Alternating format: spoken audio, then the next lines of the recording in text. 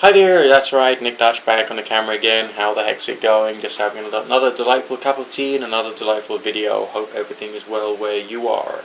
It just strikes me as a bit of a shame that there's never ever going to be an end to the subject of religious debates, either on the internet or on YouTube or in various forms of social discourse. Which is a bit peculiar, because sometimes I wonder as to whether this really is a religious discussion or a religious debate, or whether this is just people exploring how best to misrepresent other people's arguments. You see, for me and from my point of view, religion is a growth of understanding, which basically mirrors the intellectual and moral growth of the individual with the passage of time. It starts off with something simple and literalistic, and then becomes a little more advanced and eventually allegorical, and can then move into a wide variety of different directions. I mean, you've got the people who believe in the benefits of religion from, let's say, a social structure point of view. Namely, it's important that people read certain passages to make sure they do as they're told, and they fit into certain social niches. And there's that in paganism, there's that in Christianity, there's that in Judaism, there's that in Islam, there's that everywhere, okay? And there are some people who believe in that. We can roughly call those the conservatives, I think. Well, social conservatives at any rate. Then you got another set, okay, and they're slightly more interested in allegorical interpretation.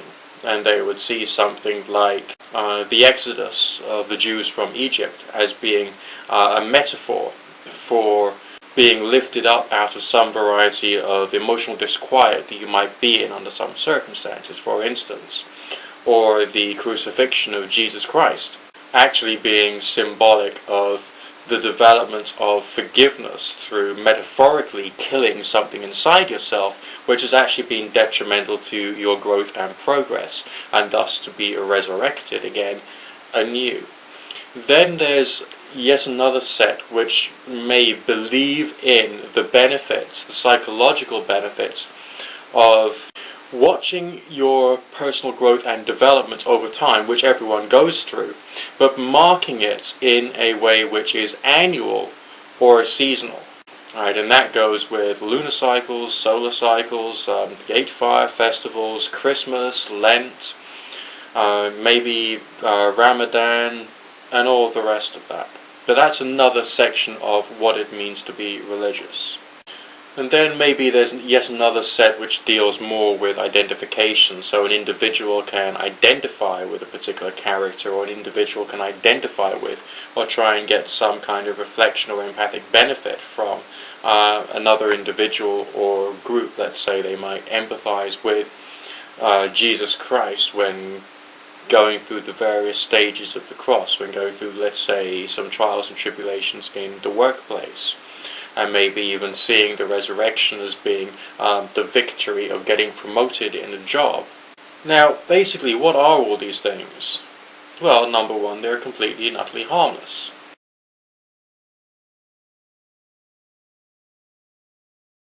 They all deal with the individual's struggle to simplify, break down, and try and understand the way that life works, or to try and use the belief in a myth to try and make them feel better about themselves, or to help them during an emotionally trying situation to get some form of intellectual and emotional progress.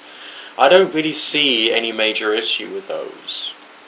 The bone of contention that I have with the attitude in religion is the one which suggests that one cannot participate in society. There was one way back when I was in school, I think it was middle school.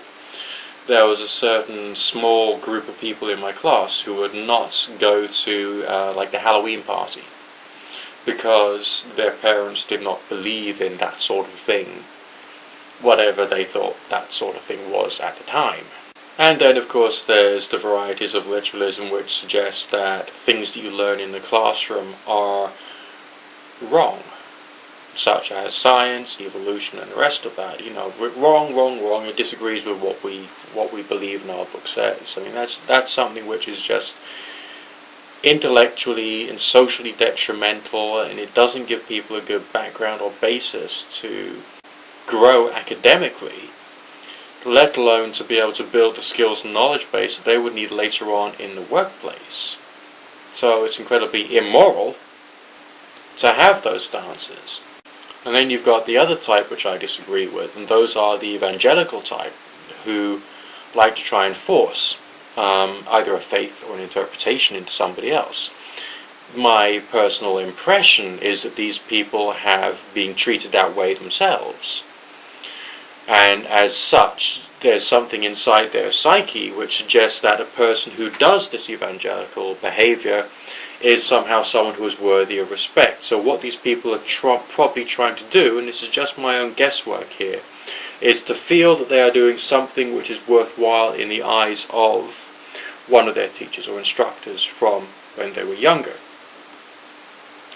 But they're doing it for a different religion or a different cause and the rest of that. So there's all kinds of intellectual and emotional confusion going on with some varieties of individuals. But the parts of religion or religiosity that I've already highlighted, which I personally feel are harmless,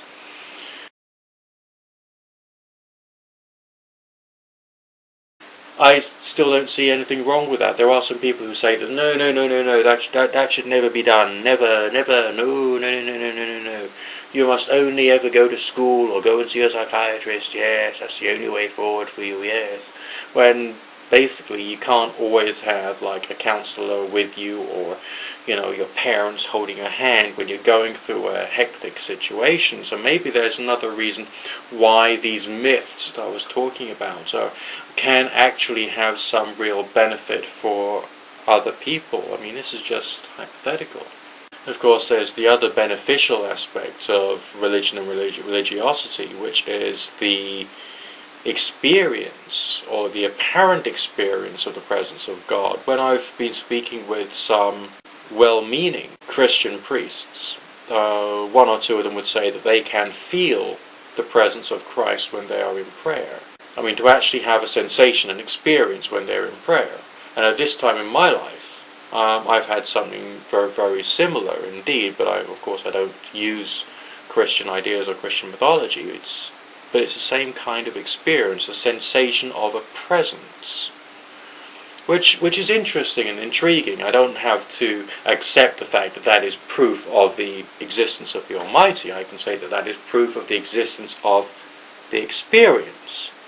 And I suppose I can look at this experience and see it as being something which I personally can use therapeutically, something which I can use to remove from me anything. It's not a question of does this thing talk to me. I don't think this experience can talk to me, although I have had some strange experiences when it appeared that something was talking to me. But under those circumstances it was more a question of a very weak and a very ambiguous statement, or a statement which appears to have been to comfort and to put something into perspective, rather than necessarily to tell me to go out and damage people or to do something which is somehow inappropriate.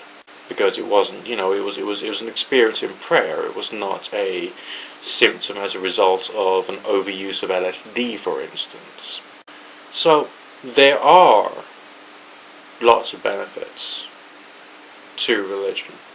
Maybe the more conservative views about trying to pin people down to social structure and saying that, you have to fulfill this role because we've told you to, needs something to be desired, because it takes away personal freedom. It doesn't allow the individual to contemplate their limitations, their goals, their desires, where they want to go with their life, how comfortable they feel in some roles, and to just be able to make wise, intelligent decisions about what they feel most comfortable doing. There always will be a bit of a problem between those who are, let's say, completely extremely liberal and those who are of the more conservative leaning. I mean, I don't think there is ever such a thing as being completely free to do whatever you want, because there's still such a thing as social norms. There's things which are appropriate social behaviors. There's things which are appropriate for your gender, or your perceived gender, or the way that things are done in certain events, like you go to a job interview wearing a suit, for instance, unless it's a different type of job or a different type of interview, or you're in the creative industries and therefore you're permitted to be able to express yourself creatively and maybe have brighter colours or a bright lapel badge. So each section of society has its own norms which one has to adopt, understand, and to a certain degree obey. There is room for some character difference and variability, but there's still some things which are accepted and acceptable rather than the idea of total non-conformity. I mean, total non-conformity is bizarre, because the only real total non-conformists, complete total non-conformists, they're locked up. They're in mental homes or they're in prisons, basically. That's the way it appears to be. They're indisposed at Her Majesty's leisure, I think is the phrase. So, is it important to have religion being there to lay down some cultural social norms? To a certain degree, maybe. But also, it surely serves a socialization function as well, because it provides people with groups that they can be in when they're, let's say, young, or even in their more mature years, where they can have social experience, and there must be some good to come out of that. I would argue that it could be difficult if these are people who have more extreme views, and you end up being in a culture of people who've got quite extreme views for an extended period of time. I think that can actually affect your mentality quite badly. So there's always a bit of give and take there, and that's probably why so many different churches exist in the world, and they've all got their own different, ideas, beliefs, perspectives, social norms, clique leaders within the churches, and all the rest. And so, because religion deals with people, it's going to be a very complex concept.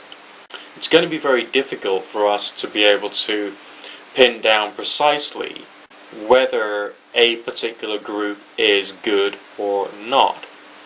The basic tendency for humans is to stigmatize, to be able to say, this is what I think is wrong, by giving an example, or by saying that this group is wrong because of one particular factor. It's just easier for humans to be more reactionary than to be more accepting and philosophical, and to try and accept the bigger picture of what a group of people is about, or indeed to be able to turn a broader analysis to a singular individual when maybe they've done something wrong and they get stigmatized because of that, when in fact over the period of time they may have changed. It becomes more apparent to me that what we're dealing with is a series of grey areas, a lot of which will have things that individuals have some kind of emotional difficulty with, or indeed perceptual difficulty with. And predominantly, we as human beings, I feel, need to learn to apply some acceptance. As I say, I think, or I feel, that as a person goes through life, they start to develop much more allegorical or philosophical understandings of what they believe or understand to be God, or the universe, or the purpose of life, or the importance of Jesus Christ, or certain passages in the Bible, or certain experiences that they had, the positive experiences they may have had in Sunday school prior to them, of course, deconverting in later life. But that comes with the wisdom of hindsight, reflection, and contemplation, and trying to come to terms with all of the hundreds or thousands of impressions that we have gained. Because of that, and this grey area thing to do with the subject of religion, it is becoming more difficult the more you look at it to be able to distinguish the religious person, taking into account all the various different types of religious people there are, with the non-religious or atheistic individual, if we think about the way that an individual looks at life. There are always some extreme people. There always will be. That's why there's extreme atheists, there's extreme Christians, and it's always, well, using the word always may not be quite appropriate here, but it is often, or it seems to be often, the more extreme ones will do much more of the talking, much more of the promoting. And the danger of that is it makes us as humans want to spend our time thinking about and trying to challenge the more extreme perspectives, and to intuitively and instinctively consider the extreme perspectives as being what these people think or believe.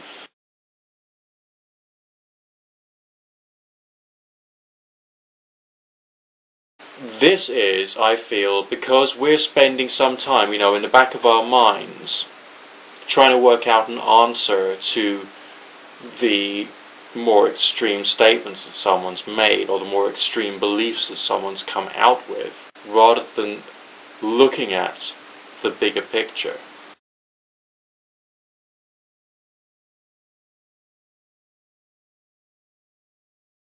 What I am going to say is that there appears to be a massive overlap between the people within the spiritual disciplines and those who choose to disbelieve in the spiritual disciplines.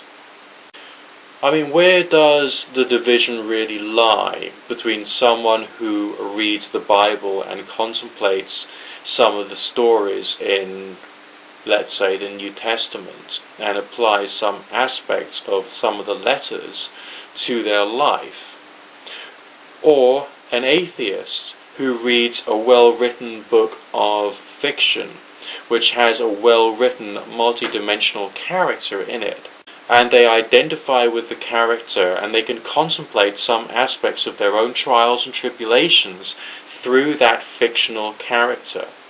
The exercise is the same. You've got the atheist having a suspension of disbelief whilst they're reading their book, and you've got the theist who is already in the suspension of disbelief and is reading their book, and they're both contemplating the contents of the passages and applying some of it to their life, and maybe going through some forms of intellectual change, progress, or development as a result of performing the exercise. The religious person would say, I'm doing a religious exercise. The atheist would say, I'm learning from this work of fiction. But the exercises are the same, so what the heck? Seriously, what the heck? The atheist is doing the same religious exercise as the religious person. And as we've seen, because of the various activity on YouTube, individuals tend to regard other individuals as being great leaders, or representations of an argument, or someone who they can identify with, and whose work they believe in. Which is also very similar to the activity of a religious person. You see, what we're looking at when we see these dynamics happening on YouTube is the emergence of the expression of a very key aspect of being human.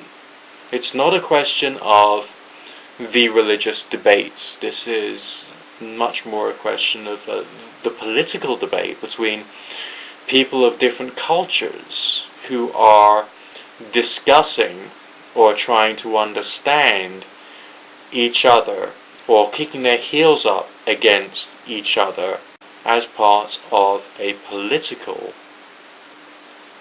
expression. We are humans, we are political animals, as we can tell, We all have aspects of religious activity in our lives, all of us, and that will never come to an end. And we act politically, and that will never come to an end either. As far as who will win, atheism or religion, it's a game of tic-tac-toe.